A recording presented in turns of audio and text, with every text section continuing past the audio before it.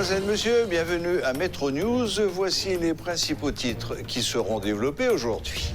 La séance de mise en accusation du président de la République devrait reprendre ce mardi. Parallèlement, une vive tension a régné aux abords du Parlement. Des heurts ont éclaté entre des policiers et des manifestants. Un agent de la PNH a été blessé lors de ces échauffourées. La majorité des parlementaires sont des corrompus qui vendent leur vote au plus offrant. C'est ce qu'a déclaré l'un des conseillers du président, Gabriel Fortuné, qui a aussi affirmé que le secteur privé contrôle actuellement le Parlement haïtien. La mobilisation antigouvernementale va être relancée dans les prochains jours. L'annonce en a été faite par l'organisation baptisée Fausse Opposition Progressiste.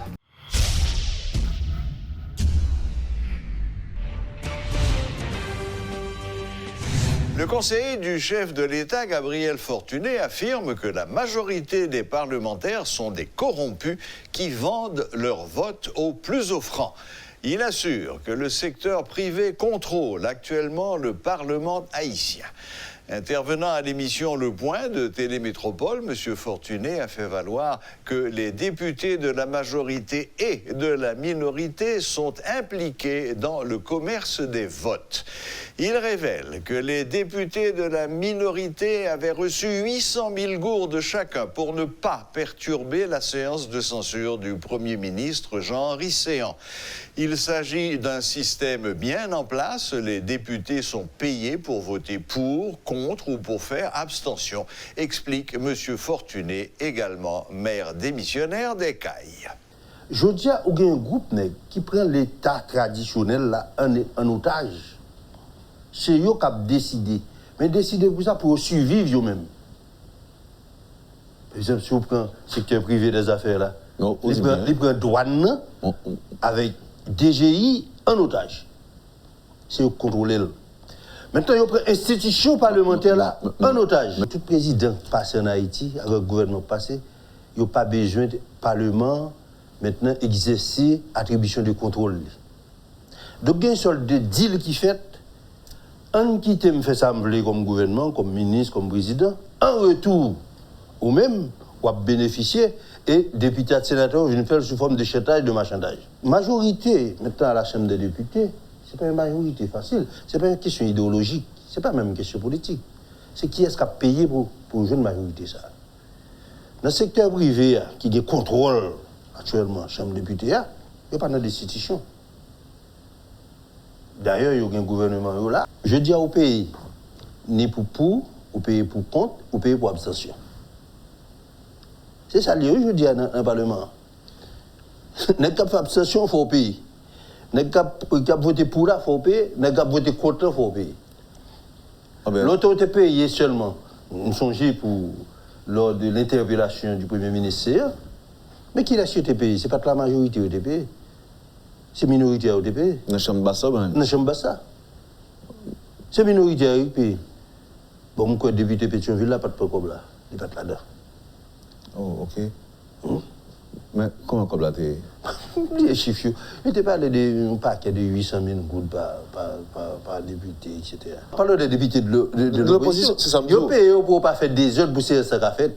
Ah, ok. Vous payez tout pour faire des autres. Vous payez tout pour les autres. Par exemple, pour ne pas faire une séance faite. Il y en a qui vous mettent comme dehors. C'est pas vrai, pour séance pas faite. Elle n'est pas faite. Les états-majors du parti n'ont pas contrôlé rien. Ils ont en dehors même de cette question. C'est qui est-ce qui est capable d'acheter, qui est-ce qui a payé. Je pouvoir qu'à payer, il fait affaire. Là, il ne va pas payer, tu dois demander une partie dans le secteur privé à payer pour lui. C'est la déchéance de nos institutions. Et ce n'est pas d'abord les députés et les sénateurs qui sont responsables. On a toujours dit ça. C'est d'abord la présidence et le gouvernement. Tout président passé, tout gouvernement passé, ils n'ont pas besoin que le Parlement jouisse des attributions de contrôle. C'est un échange, c'est un deal lié. Pas contrôlé en retour, mais sur guerre. Donc on est à Parlement lui-même. Ça le fait. Dès qu'on fait chantage, dès qu'on fait machin là, on a l'élite fixée pour y. Longtemps, c'est l'exécutif qui a fixé le prix, beaucoup c'est le Parlement qui fixe le prix. Après, on doit laisser. C'est dans ça l'exécutif. On dit Parlement. Les Parlement, c'est pas que tout député ou tout sénateur, il y a des députés, il y a des sénateurs qui sont sérieux. Et pas juste. Là, oui, dans le 50e, là, je suis un député sérieux.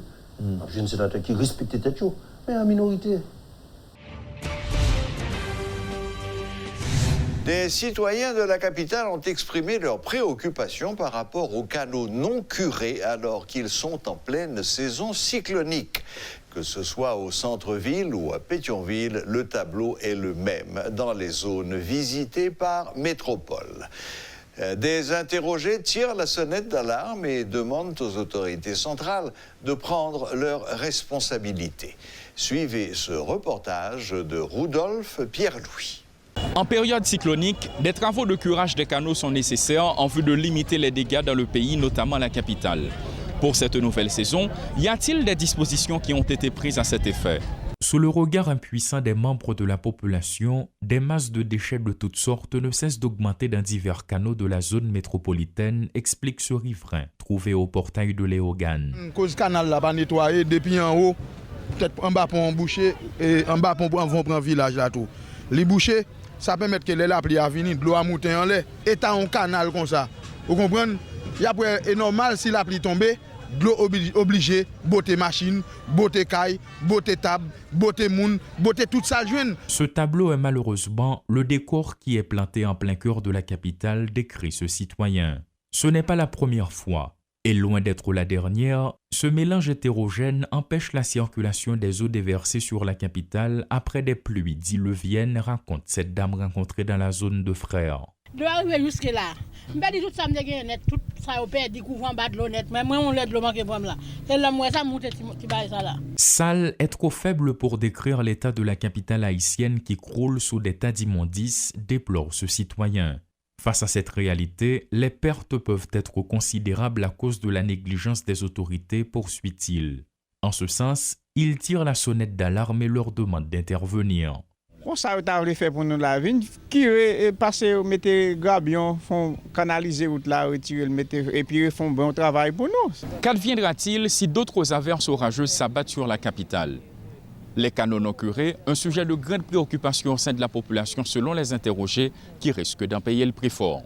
Rudolf Pierre-Louis pour Télémétropole.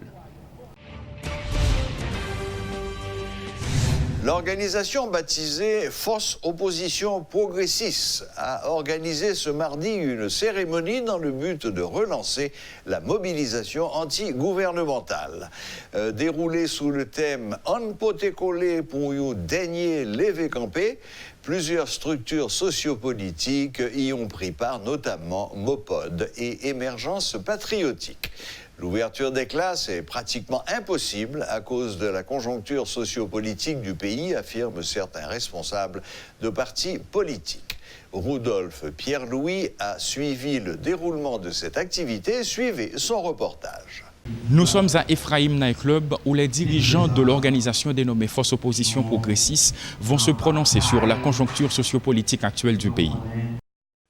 Ils étaient nombreux à prendre part à cette activité, qu'ils soient leaders sociaux ou responsables de partis politiques. Réalisée dans l'objectif de célébrer les 228 ans de la cérémonie du bois caïman, cette activité a été l'occasion pour l'agronome Jean-André Victor du Mopod de cracher sa frustration. Le départ du pouvoir en place sans condition, c'est ce qu'il réclame à sa façon. Peuple, il était une pomme dans la mer. Il dit ça y est. Mon y répond. Pomme, c'est dit ok, c'est baisser main. Il levé l'autre main qui était un zaboka. J'ai dit peuple, ça y est. Mon yo dit, aidez-moi mes amis. Zaboka, pomme nan pipiti. Mais zaboka pi gros. Mais c'est zaboka qui nan misère. Ces avocats qui n'ont souffrance, ces avocats qui n'ont la peine. Jusqu'au hier, a fait pomme avec avocats, il était même gens. Toujours présent avec une réputation qui le précède, Le militant Josué Mérilien a dressé un tableau sombre de la situation actuelle lors de son intervention. Le pays est en crise, souligne-t-il, et la solution passe inévitablement par le départ du régime en place. Je veux dire, le pays n'a pas qu'à continuer à saluer là, je veux dire. Comme nous, ça là, il est indignant. Les nous indignés, ça nous peut nous agir en conséquence. Et vous êtes ça, je veux dire, nous tous qui là, nous demandons tout le monde. Changement ou là, mobilisation, taoulara. Changement ou là. Le pays n'en peut plus. Le système touche à sa fin. L'administration actuelle a failli à sa mission.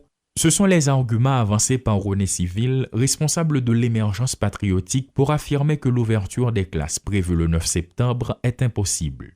Un discours qui a déchaîné la passion des militants. Est-ce qu'il y a moyen pour l'école ouverte les neufs? Est-ce qu'il y a des gens qui ont une petite école qui prend canet déjà? Pourquoi est-ce qu'il y a, par exemple, l'école Gozouzounio, l'école Grand Plantaire, ils ont ouvert, l'école américaine, l'école française, ils ont ouvert déjà. Petit tu à l'école, mais nous-mêmes, ils ont campé nous là, dans ça nous y a pour nous rester là-dedans. Nous pas qu'à accepter, il faut que nous révolter. Il faut qu'une campé mais l'autre pour nous révolter. M'a regardé si nous pas accepté pour petit nous chita la caille nous et petit Gozouzounio à l'école. N'a regardé ça. M'a regardé si nous pas accepté ça comme peuple. M'a regardé si nous pas accepté un bagage comme ça. En pote collé pour un dernier levé campé, c'est le thème qui a été retenu lors du déroulement de cette activité. Plus d'une dizaine d'opposants au pouvoir en place qui ont pris la parole abondent tous dans le même sens, le départ du pouvoir en place et la relance de la mobilisation selon le contenu de leurs propos. Rudolf Pierre-Louis pour Télémétropole. La direction de la Société nationale des parcs industriels, SONAPI, s'engage dans la protection de l'environnement. Désormais, les employés n'ont plus le droit de pénétrer dans l'enceinte avec des assiettes et des gobelets en faume. Les ouvriers ont reçu chacun une assiette en plastique. Suivez ces explications du directeur de la SONAPI, Bernard Chettini. Tout le monde indistinctement est trop content l'idée. Et c'est ça que je me dis, nous tous, c'est que l'idée n'est pas passée, ou le message n'est pas passé, ou bien l'idée n'est pas faite. Ce n'est pas rien, non? Son petit goutte de l'eau ou la guette déclenchée. Parce que bonne fois là, tant que M. l'a dit, nous tous qui là, ça ici, nous sommes que nous tous qui là, nous concernés là-dedans. Nous sommes tous qui là, si nous avons un business là, demain matin, me dit, madame, monsieur, ou qu'à bon 50 gros pour une assiette pour ouvrir là, ou t'as trop content. Mais mon c'est juste déclic là le besoin. Donc, petit booster ça, nous-mêmes, nous là, c'est nous passons à lui mettre là, et puis bah, la flambe, flamme. Donc, c'est l'idée ça, que nous propager à travers toute l'autre business à travers le pays, toute l'autre parc qui vient à travers le pays. Nous avons pris la même décision, et pour d'après son détail, oui. D'ici décembre, pour chercher cette forme là, on va voir. C'est juste, les créateurs sortis, oui, les créateurs sortis, et puis qui ça? À cette fois, mais avec ça, sorti là, aujourd'hui, décision prise aujourd'hui dans son pays, nous sommes non seulement ministère, tant que M. l'a dit, à motiver, nous sommes que la douane doit motiver au niveau de frontières pour bloquer à cette ou pas qui traverse encore, et ainsi de suite, qu'on paquet d'autres institutions, même les gens qui vendent tout, les gens qui vendent et magasins qui vendent, il faut le sentir responsable tout. Il faut le sentir que le pas capable de vendre ça, que le chercher vendre l'autre bagaille. Il y a l'autre bagaille qui vendre. Donc, vous pouvez avoir l'idée, même vous même quand arrivez dans le magasin de matin, vous dites, après vendre, ah, mon cher, il passe, non, ça. Mon décret qui prend 2002. Mon tu comprends. L'idée est ça, c'est de communiquer le ballot, de passer le ballot, et pour après son réalité liée, d'ici décembre, on va chercher dans la rue, on va venir. Le la pluie tomber, on va venir dans la rue. Après avoir visité les couturiers de la capitale, Radio Télémétropole est allé à la rencontre des vendeurs de manuels scolaires. Alors que la rentrée des classes est prévue le 9 septembre, certains marchands se plaignent de faibles ventes réalisées jusqu'ici. Pétionville, qui se trouve être le nouveau centre commercial de la capitale, ne connaît pas une réalité différente. Que ce soit dans la rue ou dans les magasins, les parents s'empressent de faire leurs derniers achats malgré un pouvoir d'achat très faible. Après avoir visité les couturiers dans le centre-ville, aujourd'hui nous nous trouvons à Pétionville pour aller à la rencontre des commerçants qui vendent des manuels scolaires. Leur deadline c'est le 9 septembre, donc on va aller justement les rencontrer pour savoir s'ils sont prêts et si les ventes ont déjà commencé. L'acquisition des manuels scolaires peuvent souvent être source d'ennui si l'on ne s'y prend pas suffisamment à temps. Les livres et matériels éducatifs indispensables pour suivre les cours pèsent donc lourd dans le budget des foyers. Qu'ils soient aisés, de classe intermédiaire ou défavorisés, les citoyens dans leur grande majorité souhaitent que leurs enfants disposent de ces livres inscrits sur les listes fournies par les écoles. Nous rencontrons dans un premier temps Bastien, la vingtaine, vendeur dans la rue. Son rayon, ce sont les accessoires et matériels que les élèves utilisent au quotidien. Crayons, stylos, ciseaux, cahiers, Bastien propose le kit parfait du bon élève. Malheureusement cette année, les affaires ne sont pas aussi bonnes. Il y a beaucoup de monde, il y a tête chargée. Parce que il y a cher en pile et nous ne pouvons pas acheter. Il y a plein de dit qu'il est trop cher et juste, nous acheter, nous ne pouvons pas acheter dans le magasin, les gens viennent acheter et puis il y a plein de tête chargée. Tellement bas cher. Des fois, nous devons dans la rue, nous devons pas pour 100 gouttes. Des fois, nous ne pouvons pas vendre du tout. Des fois, nous vendons pour 500 gouttes. Martine, la quarantaine, officie elle aussi dans la rue, près de l'ancien cimetière de Pétionville, depuis une dizaine d'années.